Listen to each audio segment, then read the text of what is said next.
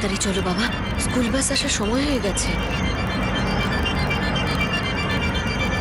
আচ্ছা, টিফিন পুরো শেষ করবে, ঠিক আছে?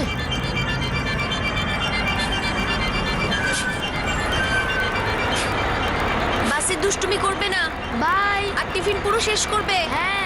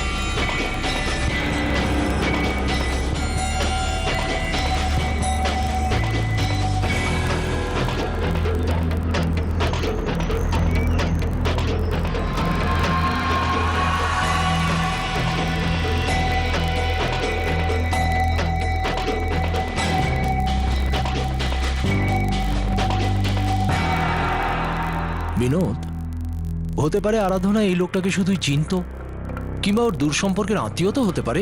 কোন মহিলা তার আত্মীয়ের সঙ্গে রোজ দেখা করতে যায়? এই ফটোগ্রাফস দেখো বিনোদ, এগুলোকে দেখে মনে হয় না এদের দুজনের মধ্যে অ্যাফেয়ার ছিল। তোমরা দুজন আলাদা হয়ে গেছো, ও এখন একলা। হতে পারে কাজের জন্য ও কারুর সঙ্গে দেখা করছে। পার্কে, কফি শপে, কাজের জন্য।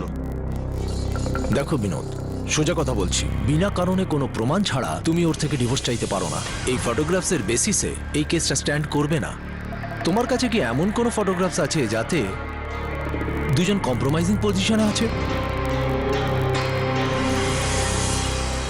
একজন স্বামী যে কোনো মূল্যে স্ত্রীর থেকে বিচ্ছেদ চান, আর একজন স্ত্রী যে তাকে মুক্তি দিতে রাজি নয়। সেই স্বামী বিনোদ ওসওয়াল এখন তার স্ত্রী আরাধনার থেকে মুক্তি পাওয়ার জন্য তার বিরুদ্ধে অ্যাফেয়ারের একটা জোরালো প্রমাণ চায়, যেটা হয়তো হয়েছিল। শুরু হয় গোয়েন্দাগিরির খেলা, কিন্তু এমন কি পরিস্থিতি ছিল যার জন্য স্বামী স্ত্রীর মধ্যে এত তিক্ততা এসে গিয়েছিল?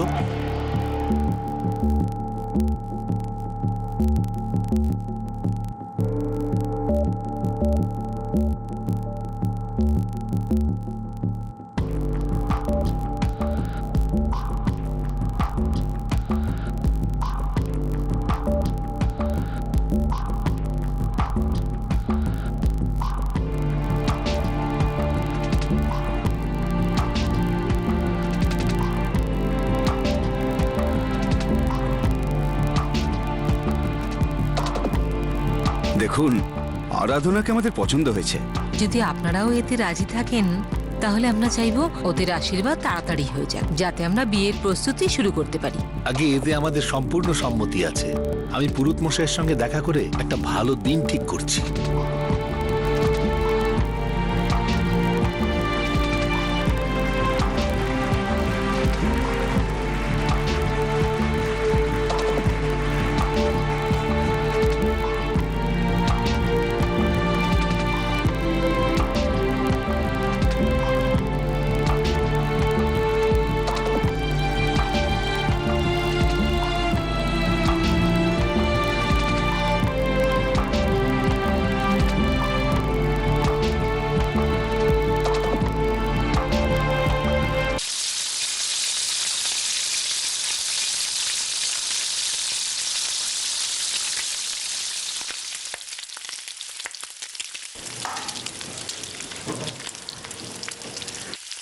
বৌদি, আমি কি কোনো ভুল করেছি? না তো, কেন? আজ আমি মাকে প্রণাম করলাম তো উনি কোনো উত্তরই দিলেন না। উনি কি আমার ওপর কোনোভাবে রেগে আছেন?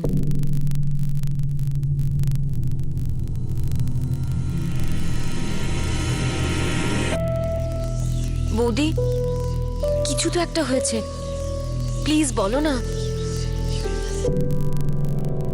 মা তোমার উপর বিরক্ত হয়ে আছে। আমার ওপর?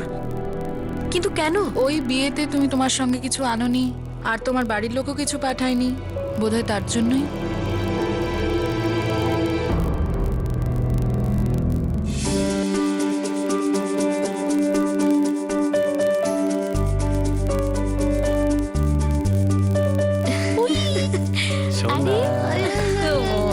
কি মিষ্টি। বিনোদ, হ্যাঁ, মা আসেনি? ওনার শরীরটা ভালো নেই।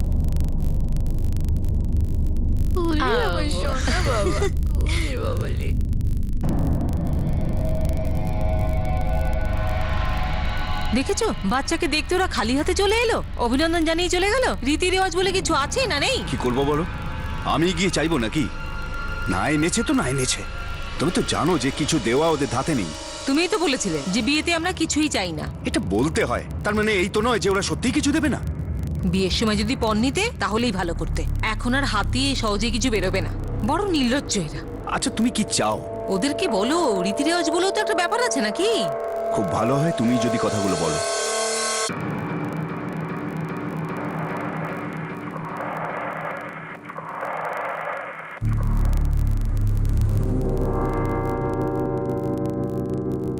আরে মা, আসুন না। ওম এক্ষুনি ঘুমালো। আরাধনা, তোমাদের পরিবারের লোকেদের কি কোনো বুদ্ধি নেই? অন্তত আমাদের কথাটাও তো একটু ভাবা উচিত। রীতি রেওয়াজ আচার বিচার বলেও তো কিছু আছে। মা, আপনি সবসময় কেন আমার বাড়ির লোকের সম্বন্ধে এরকম উল্টোপাল্টা বলেন? আপনি তো জানেনই যে আমার বাবার ছোট একটা কাপড়ের বিজনেস আছে। আপনাদের মতো এত বড় বিজনেস নয়। যখন ছোটই বিজনেস, তাহলে মেয়ের বিয়েও কোনো ছোট বাড়িতেই দিত। নিজের মেয়ের বিয়ে যখন বড় বাড়িতে দিয়েছে, তখন বড় বাড়ির রীতিনীতিও তার বোঝা উচিত ছিল। যদি বিয়ে দেওয়ার ক্ষমতা না থাকতো, তো কোন বাবা আছে যে মেয়ের বিয়েতে ধার করে না? ওনার হাত থেকে তো কোনো টাকা বেরোতেই চায় না। তুমি জানো আমার বড় ছেলের বিয়েতে রূপালীর বাড়ি থেকে কত কিছু দিয়েছিল? রূপালী বৌদি নিজের সাথে এত কিছু নিয়ে আসতে পেরেছে তার কারণ তাদের সেরকম ক্ষমতা ছিল। কথাটা ক্ষমতার নয়, ইচ্ছের। তোমাদের বাড়ির লোকজন আমাদের ভদ্রতার সুযোগ নিয়েছে। ওরা দেখলো সামনাসামনি যখন কিছু চাইনি, তখন আর কিছু দেওয়ার দরকারও নেই। কিন্তু এরকম আর চলবে না। তুমি তোমার বাবার সাথে গিয়ে কথা বলো।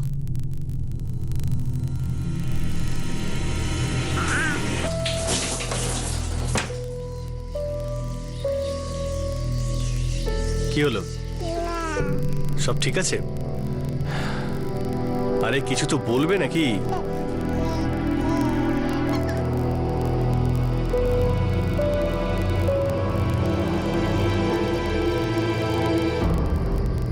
এমনিতে মা তো খারাপ কিছু বলছে না। দাদার বিয়েতে রূপালী বৌদির বাড়ির লোকেরা অনেক কিছু দিয়েছে, সেখানে তোমার বাড়ির লোকেরা কিছুই দেয়নি। এই কথাটা একদমই ঠিক।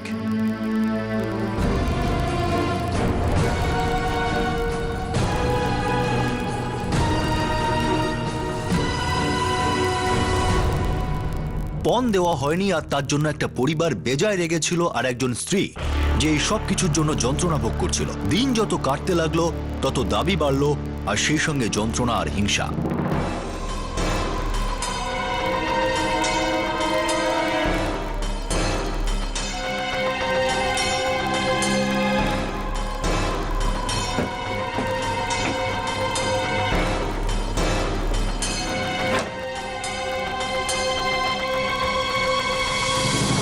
বিনোদ বাবা, তোমার সাথে আমার কিছু জরুরি কথা আছে। হ্যাঁ বাবা, আমি একটু আসছি। হ্যাঁ? দেখো বাবা, আমি জানি যে ইদানিং খুব সমস্যায় আছো। তুমি ভাবো সমস্ত বিয়েতেই একটা রীতিনীতি থাকে, যেটা তোমার বিয়ের ক্ষেত্রে হয়নি। পাওনা গন্ডার ব্যাপারটা সমস্ত বিয়েতেই থাকে। তুমিই বলো, তোমার মা যে রাগ করছে সেটা খুবই অন্যায়। আমি জানি বাবা। আর আরাধনা, ও নিজের জেদেই থেকে গেল। একবার যদি মা বাবার সাথে কথা বলতো তাহলে কি খুব অন্যায় হয়ে যেত? তুমি তোমার বাবার সঙ্গে অবশ্যই কথা বলবে, বুঝেছো? করবো না। করবি না? আরো মার খাবি তাহলে।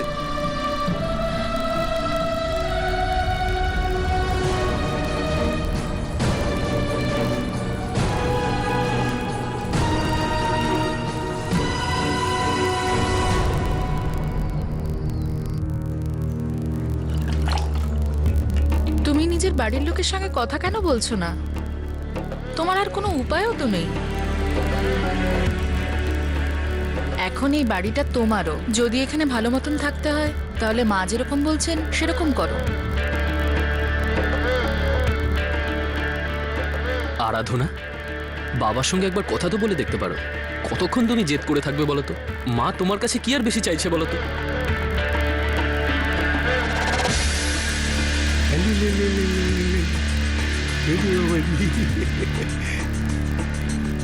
দিদি, তোমার বিয়ে হয়েছে 4 বছর হলো।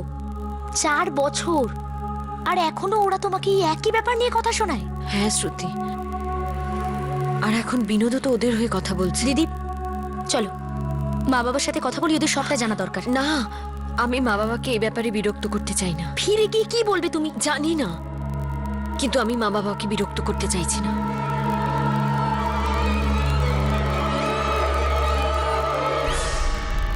কি মুখে তুমি ফিরে এলে? এটা আমার বাড়ি, আমার স্বামীর বাড়ি। এটাও ভুলো না যে এটা তোমার শ্বশুর মশাইয়েরও বাড়ি। এখানে তোমার মর্জি চলবে না। আমি আমার বাবাকে টাকার ব্যাপারে কিছুই বলবো না। ঠিক আছে, তাহলে তোমার জেদের ফল ভোগ করো।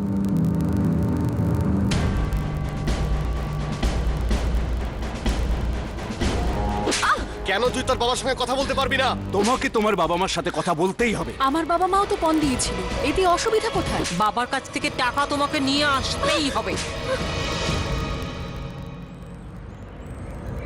বিশ্বাসই হয় না যে এটা জামাইবাবু কি করে করতে পারলো। আমি তোমাদের এসব কখনোই বলতে চাইছিলাম না, কিন্তু এখন আর সহ্য করতে পারছি না। কিন্তু মা, ওটা এখন তোর পরিবার। একটা মেয়ের কর্তব্যই হলো তার পরিবারকে একসাথে জুড়ে রাখা। আমি তো বলছি তুই জামাইয়ের সাথে কথা বল আর এই সমস্যাটার সমাধানের চেষ্টা কর। এই খোটা, এই নির্যাতন, এসব আর কতদিন সে সহ্য করত? ফাইনালি আরাধনা এই সিদ্ধান্ত নেয় যে সে এসব আর সহ্য করবে না।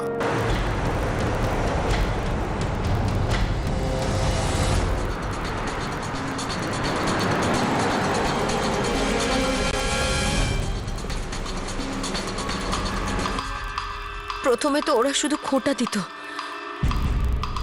কিন্তু পরে অত্যাচার আরো বেড়ে যায় আর মারধর পর্যন্ত শুরু করে। আপনার স্বামী বিনোদ, ও আপনার সাথে ছিল না? আমার শাশুড়ি ওনাকেও এটাই বুঝিয়ে দিয়েছে যে উনি যা করছে ঠিকই করছে, আর এখন বিনোদও এটা মনে করে যে পণ চাওয়াটা কোনো ভুল কাজ নয়। ও আমাকে মারধর করে আর বলে যে বাড়ি থেকে টাকা নিয়ে আসো। ওনার সাথে সাথে ওনার বড় ভাইও একই কথা বলে। বৌদি রূপালী ওসপাল আর বাবা নারায়ণ ওসপাল, এরা সবাই মিলে আমার জীবন অতিষ্ঠ করে দিয়েছে। অভিযোগ নিয়ে নাও, একটা এফআইআর করো।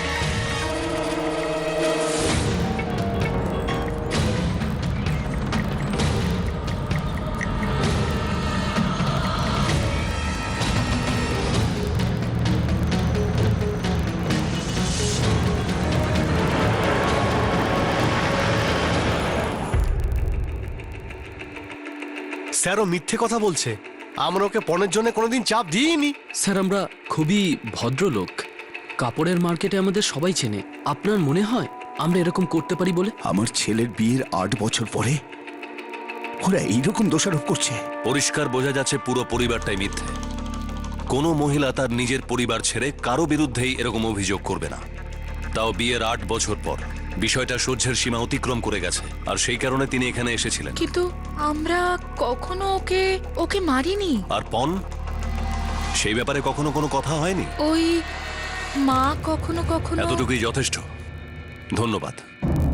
মানে 2-1 আমি ওকে এই কথা বলেছি, আমি শুধু বলেইছি, ওকে কখনো জোরও করিনি বা গায়েও হাত তুলিনি। 8 বছর পর্যন্ত আপনি শুধু ভালোবাসছিলেন? হ্যাঁ, ওই কথায় কথায় বলেছিলাম যে আমার বড় বউয়ের বাড়ি থেকে অনেক কিছু দিয়েছিল, আর কিছু না। আপনি কি এটা বুঝতে পারছেন? আপনার এইভাবে ওর সঙ্গে পণের ব্যাপারে কথা বলা সেকশন 498A অনুযায়ী পণের বিরুদ্ধে দোষী মানা হয়। কিন্তু আমরা তো কখনো ফোন চাইনি। এটা কিভাবে বলছেন? বারে বারে জিজ্ঞাসা করা, সমস্ত পরিবারের একই কথা বারবার বলা, কি এটা বিরক্ত করা নয়? ও আমাদের বাড়ির বউ, তাহলে ওর আর ওর পরিবারের লোকেদের আমাদের বাড়ির রীতিও তো মানা উচিত। তার মানে আপনি পণ চেয়েছিলেন? হ্যাঁ, আরাধনা, তোর শ্বশুর শাশুড়িকে জেলে পাঠিয়ে তোর সমস্যার সমাধান হয়ে যাবে। মা, আমি ওই বাড়িতে আর কখনোই ফিরে যাব না। কিন্তু মা, আমার সঙ্গে পরামর্শ করবি তো? খুব তাড়াহুড়ো করে ফেলেছিস।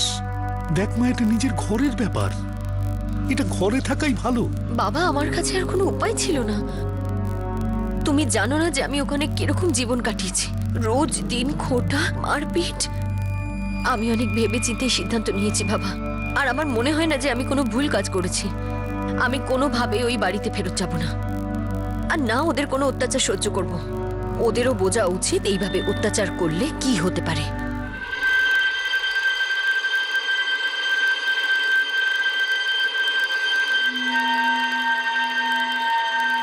আমাদের সম্মান তো মাটির সাথে মিশেই গেছে, তার সঙ্গে আমাদের গ্রেপ্তার হওয়ার খবরটাও মার্কেটে ছড়িয়ে পড়েছে।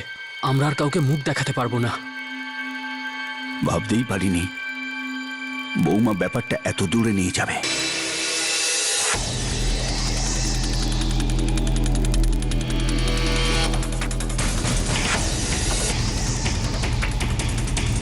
আমি জামিনের অ্যাপিল করে দিয়েছি, কালকে আপনারা বেল পেয়ে যাবেন। তারপর আপনাদের কেসটা তুলে নেওয়ার জন্য আরাধনাকে রাজি করাতে হবে, না হলে এই কেস কোর্টে অনেক দিন চলবে।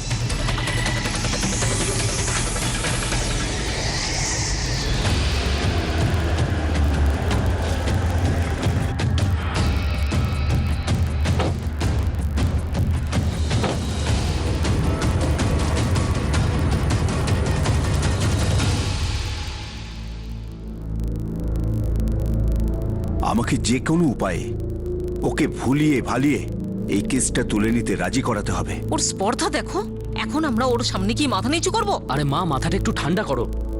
সবে আমরা জরিমানা দিয়ে ছাড়া পেয়েছি, কেস এখনো বাকি। 498 এর কেস। সবার প্রথমে তো আমাদের এই পনের কেসটা থেকে আগে মুক্তি পেতে হবে। ওর সঙ্গে কি করতে হবে সেটা আমরা পরে দেখব। আমি ওর সঙ্গে কোনো কথা বলবো না, কোনো সম্পর্ক রাখবো না ওর সাথে। ডাইভোর্স দিয়ে দেবো। এটা তুই কি বলছিস বিনোদ? ঠিকই বলছি দাদা, অনেক হয়েছে। নিজের সীমা ছাড়িয়ে গেছে ওই মহিলা। এখন থেকে এই পরিবারে আর ওর কোনো জায়গা নেই।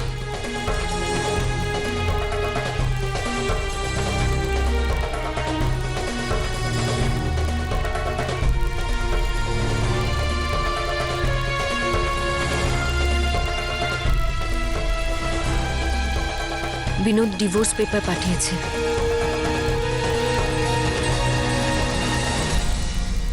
আরাধনা মা, আমি তো বলছি তুই মেনে নে সব, এখনো সবকিছু ঠিক হতে পারে। না মা, ওই বাড়িতে কখনোই কোনো কিছু ঠিক হবে না। আমি না ওখানে ফেরত যাব, আর না ওকে ডিভোর্স দেব। এত সহজে ওদের ছেড়ে দেওয়া উচিত হবে না।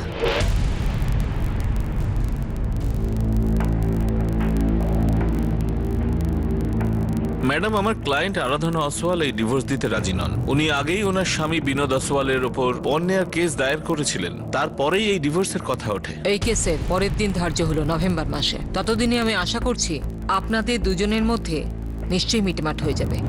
না তুই আমার সঙ্গে থাকতে চাস, আর না আমি তোর সঙ্গে। তাহলে নাটক কেন? ডাইভোর্স দিয়ে দে। এত সহজে তোমাকে ছেড়ে দেবো যাতে তুমি আরেকটা বিয়ে করতে পারো? না আমি কোনো দ্বিতীয় বিয়ে করব, না তোমাকে করতে দেবো বিনোদ।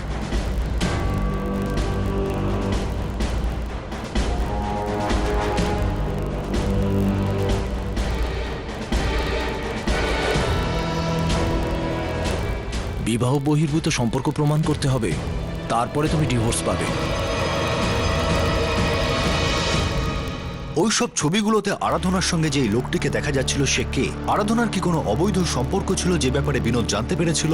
এই সম্পর্কটা কি আরাধনা আর বিনোদ যখন একসঙ্গে থাকতো তখন থেকে শুরু হয়েছিল, নাকি দুজন আলাদা হয়ে যাওয়ার পর আরাধনার জীবনে এই নতুন লোকটি এসেছিল? এটা বেশ অদ্ভুত বিষয় ছিল যে ডিভোর্সের নোটিশ পাওয়ার 1 মাস পরেই আরাধনার জীবনে তার ভালোবাসা ফিরে এসেছিল।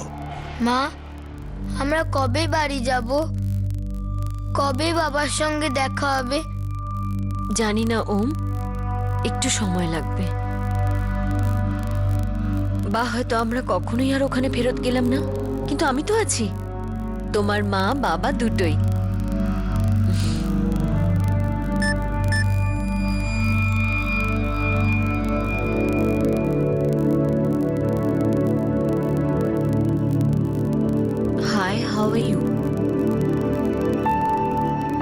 বাই মা।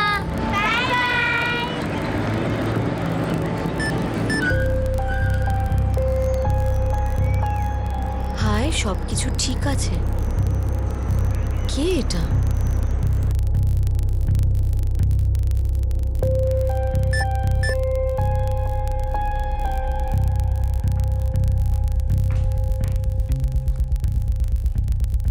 Hope things are all right. Sorry, আমি আপনাকে চিনি না। আমার মোবাইলে আপনার নাম্বার স্টোরড নেই।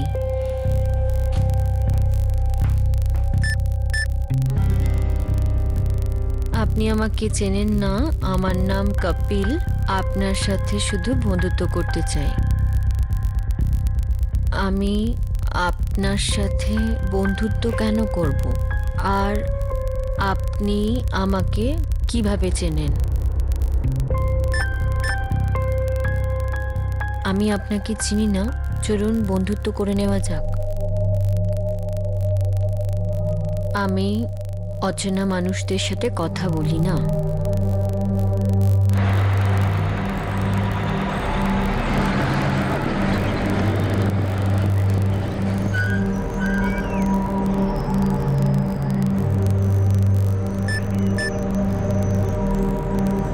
High, Kapil here. আমরা তো আর অচেনা নই এখন। How are you this morning? আমি আপনার মেসেজের রিপ্লাই দিয়েছি, তার মানে এই নয় যে আমি আপনার সাথে কথা বলতে চাই। ওকে, বুঝেছি। আপনার নাম জানতে পারি কি? কেন? আমি তো আপনাকে নাম বলেছি আমার, আপনিও বলে দিন, তাহলে আর অচেনা থাকবো না। হার্ড লাক।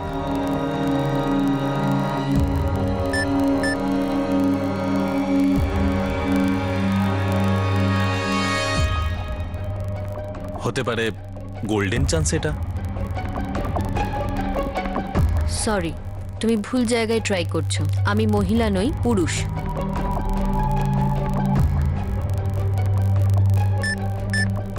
আমি 100% নিশ্চিত আপনি কোনো পুরুষ নন। আপনার মেসেজ এটা পরিষ্কার বলে যে আপনি একজন মহিলাই নন, বরং খুব সুন্দরী একজন। আপনার প্রোফাইল পিকচারটা থেকে অনেক বেশি সুন্দর। এবার তো বলুন, আপনার নামটা কি? আরাধনা। Let's meet. কেন? অন্তত এইটুকু তো জানা যাক আমাদের দেখতে কেমন। Sorry, I am not interested. Interest নেই তো কি হয়েছে? একবার দেখা তো করাই যেতে পারে। আফটার অল আমরা বন্ধু।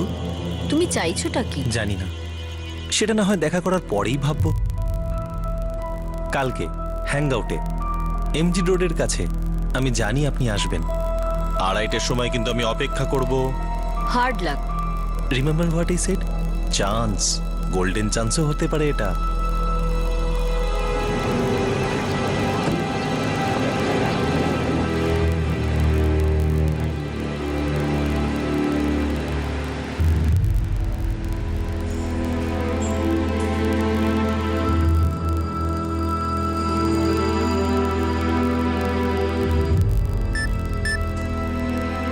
আরাধনা, আমি ডান দিকের সেকেন্ড টেবিলটাই আছি।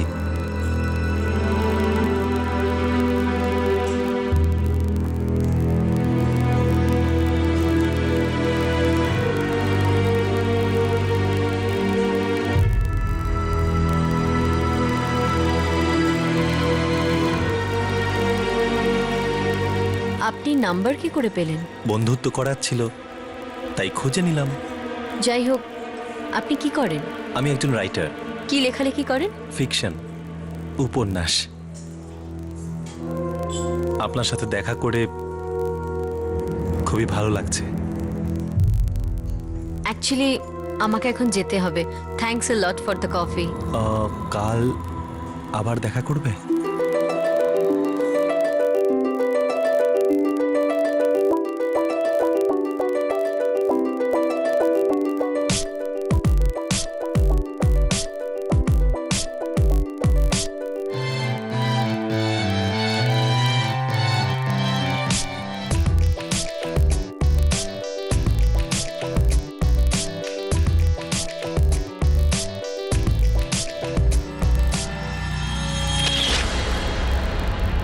দুজনের মধ্যে কেউই জানতো না যে কেউ ওদের পিছু করছে আর ওদের কাছাকাছি আসা সমস্ত ছবি তুলছে। আরাধনার স্বামী বিনোদ সেই জোরালো প্রমাণের অপেক্ষা করছিল যেটা ওকে যত তাড়াতাড়ি সম্ভব ডিভোর্স পাইয়ে দিতে পারে, কিন্তু অন্যদিকে আরাধনাও নিজের সিদ্ধান্ত পরিবর্তন করার কথা ভাবছিল। এমন কিছু আছে যা তোমাকে এখনো বলা হয়নি। এখন তুমি যাই বলো না কেন, এই প্রেম কমার নয়। এমন কোনো সত্যি নেই যেটা তোমাকে আমার থেকে দূরে করতে পারে। এমন কিছুই নেই যেটা আমাকে তোমায় বিয়ে করতে আটকায়। বলো আরাধনা, কিচ্ছু যায় আসবে না। কপিল, আমার একটা 8 বছরের বাচ্চা আছে। আমার স্বামী আমাকে ডিভোর্স দিতে চাইছে। আমি চাইছিলাম যে তোমাকে সব সত্যিটা বলে দিই, যাতে কালকে তোমার এটা না মনে হয় আমি তোমাকে চিট করেছি। আমিও তোমার মতো একজন বিবাহিত। এর আগে তোমাকে এই কথা বলিনি কারণ আমি ভয় পাচ্ছিলাম। আমি আমার স্ত্রীর থেকে আলাদা হয়ে গেছি। আমারও একটা মেয়ে আছে, ও লখনৌতে থাকে। আমিও আমার স্ত্রীর থেকে ডিভোর্স নিতে চলেছি। আমরা দুজন একই নৌকার যাত্রী। আমরা দুজন মিলে এই সমস্ত সমস্যার সমাধান করে নেব।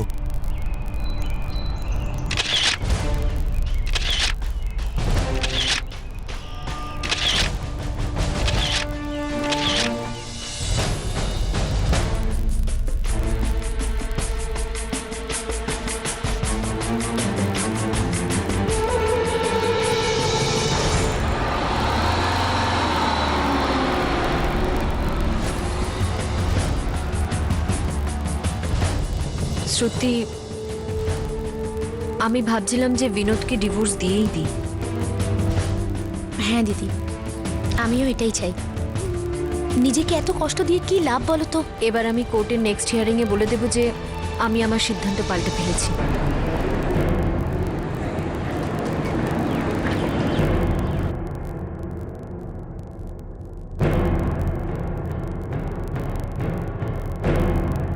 মিস্টার বিনোদ ওসওয়াল, আপনি কি এখনো আপনার স্ত্রীকে ডিভোর্স দিতে চান? আগে হ্যাঁ ম্যাডাম। কি আপনাদের দুজনের মধ্যে কি এখনো কোনো বোঝাপড়া হয়েছে? ম্যাডাম, আমার client mister Binod Oswal mrs Aradhana ওসওয়ালের বিরুদ্ধে বিবাহ বহির্ভূত সম্পর্কের কেস ফাইল করছেন। এই বিষয়ে আর কোনো কথাবার্তায় না গিয়ে আমার ক্লায়েন্ট তার স্ত্রীর কাছ থেকে তাড়াতাড়ি ডিভোর্স চাইছেন। মিস্টার বিনোদ ওসওয়াল, আপনি আপনার স্ত্রীর ওপর এক্সট্রা ম্যারিটাল রিলেশনশিপ মানে আপনি ওনাকে দুশ্চরিত্রা বলে অভিযোগ করছেন। আমাদের কাছে প্রমাণ আছে ম্যাডাম।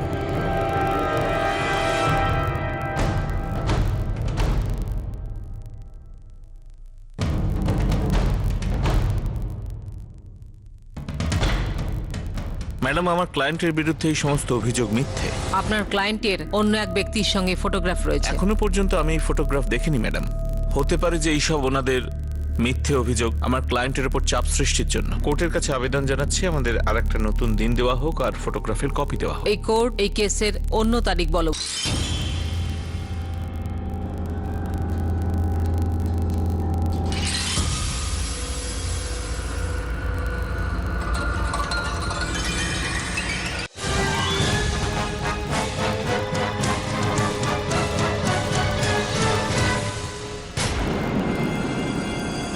আপনি এই ব্যাপারে আমাকে আগে কিছু বলেননি কেন? এই সব কিছু ডিভোর্স পিটিশন ফাইল হবার অনেক পরে হয়েছে।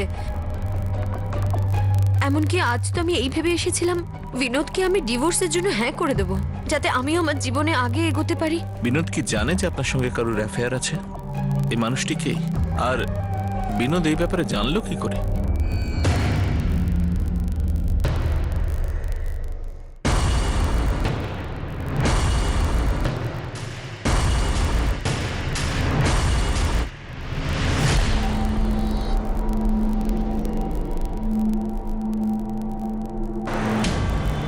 The number you have called is currently switched off. The number you have called is currently switched off.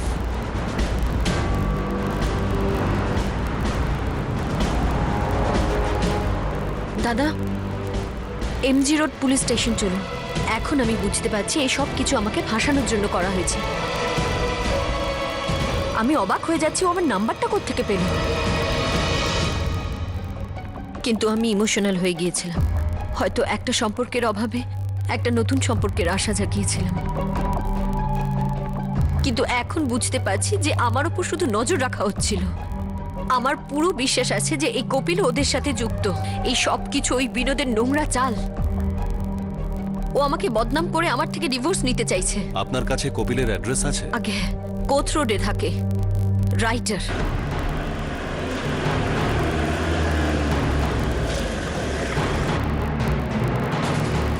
এই ফ্ল্যাটটা আমরা কপিল যাদবকে ভাড়াই দিয়েছিলাম, কিন্তু 2 সপ্তাহ আগেও চলে গেছে। কিছু জানেন কোথায় গেছে? আগে না, কিছু বলে যায়নি। ও কি রাইটার ছিল? হ্যাঁ, ও তো তাই বলেছিল।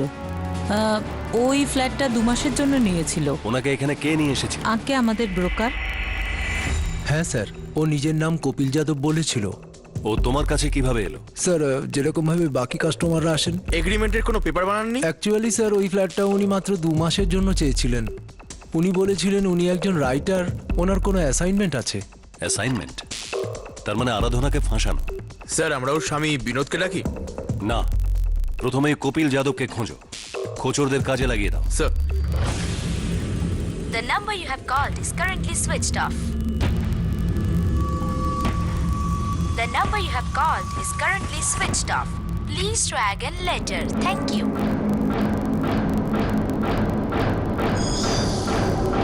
এই কপিল যাদবটা কে? এই সাধারণ গোয়েন্দাগিরি করে, অফিসেও নেই কোথাও। হ্যাঁ, কাগজে কিন্তু এর বিজ্ঞাপনও বেরোয়। এখন ওকে কোথায় পাবো? নম্বরও পাল্টাতে থাকে স্যার, ওর নতুন নাম্বারটাও পেয়েছি। সে একজন প্রাইভেট ডিটেকটিভ ছিল, তাকে খোঁজা মুশকিলের কাজ নয়। সে কাজের সন্ধানে থাকতো, সে কাজ পেয়েছে, সেটা করে দিয়েছে। তার কাছে এটা শুধুই একটা অ্যাসাইনমেন্ট ছিল।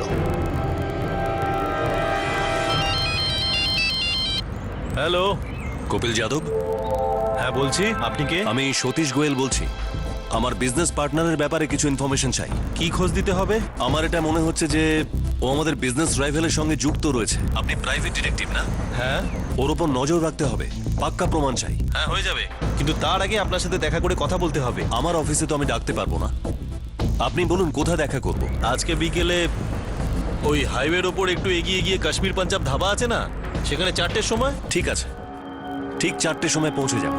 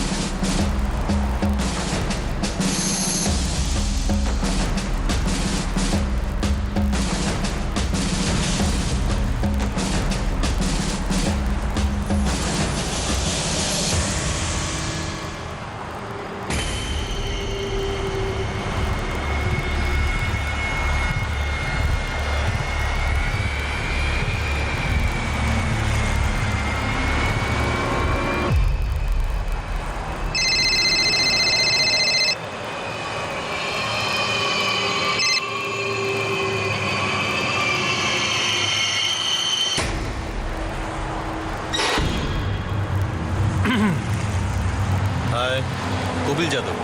ইন্সপেক্টর সুভাষ কারো। তাহলে তুই আরাধনাকে ফাঁসানোর কাজটা করেছিস? চল বল। স্যার, আমি একজন প্রাইভেট ডিটেকটিভ। আমি আমার কাজই করছিলাম। যেটা করেছিস ওটা কাজ না কাণ্ড? স্যার, আমাকে বিনোদ ওসওয়াল এই কাজটা করার জন্য টাকা দিয়েছিল।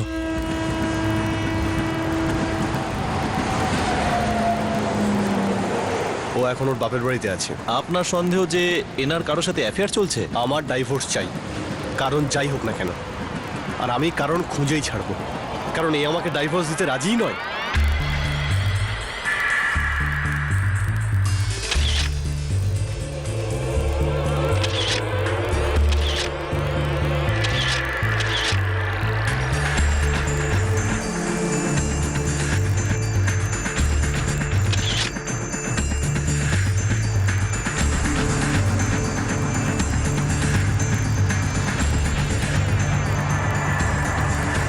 আপনার স্ত্রীর কোনো অ্যাফেয়ার নেই। নেই সেটা আমি ভালোভাবেই জানি। আপনি ওনাকে হাতে নাতে ধরতে চান? হ্যাঁ। 1.5 লাখ টাকা লাগবে। আমার প্রমাণ চাই। কিভাবে, কি করে, সেটা তুমি ভাবো। কাজ করলে 1.5 লাখ টাকা পেয়ে যাবে। হয়ে যাবে। আপনি আমাকে আর ফোন করবেন না। আমার অ্যাসিস্ট্যান্ট নিকুঞ্জ আপনার টাচে থাকবে। আমাকে বিনোদীর আরাধনার নম্বর দিয়েছিল। ও হে চ্যাটে অ্যাক্টিভ ছিল, আমি ওকে মেসেজ করা শুরু করে দিলাম।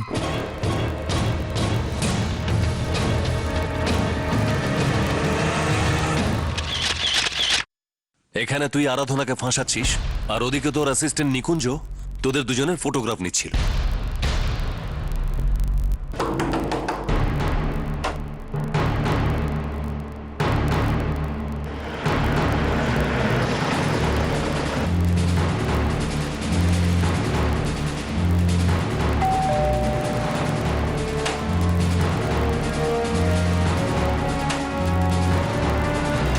বিনোদ কোথায়?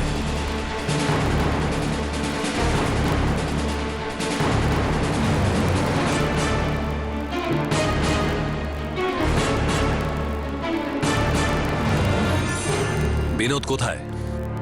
স্যার ও একটা জরুরি কাজে শহরের বাইরে গেছে। কোথায় বলে গেছে নিশ্চয়ই? ও ভোপালে গেছে। ওর ফোন বন্ধ কেন? বলতে পারবো না, হয়তো নেটওয়ার্কের বাইরে আছে।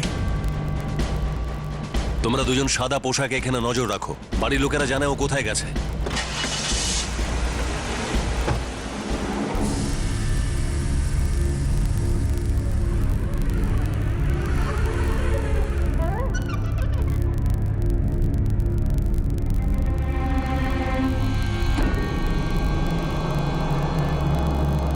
বাই মা।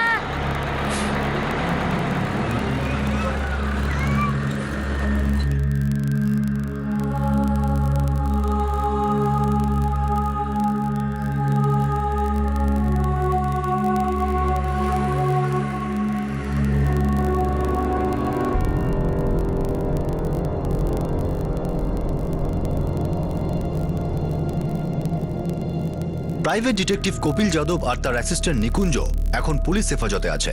বিনোদ ওসওয়াল এখনো পর্যন্ত ফেরার, আর পুলিশ তার সন্ধানে রয়েছে। ছবিগুলো দেখে আরাধনা গভীর মানসিক আঘাত পেয়েছিল। তার সাথে যা যা ঘটেছিল সেটা এখনো সে ভুলতে পারছে না। একটা অদ্ভুতভাবে শুরু হওয়া একটা সম্পর্ক আসলে তার স্বামীর সাজানো একটা জঘন্য ষড়যন্ত্র ছিল।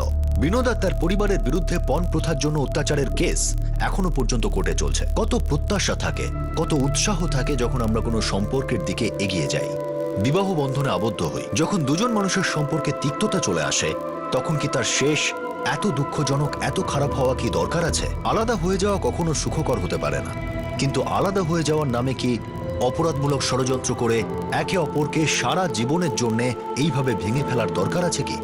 আপনাদের সাথে আবার দেখা হবে ক্রাইম পেট্রোল রাস্তাকে আরো একটা নতুন কেস নিয়ে। ততক্ষণ নিজের খেয়াল রাখবেন, সুরক্ষিত থাকবেন, আর সবচেয়ে জরুরি সতর্ক থেকে একজন ভালো নাগরিকের দায়িত্ব পালন করবেন। For more updates, subscribe to our channel, click the show links and enjoy watching the videos.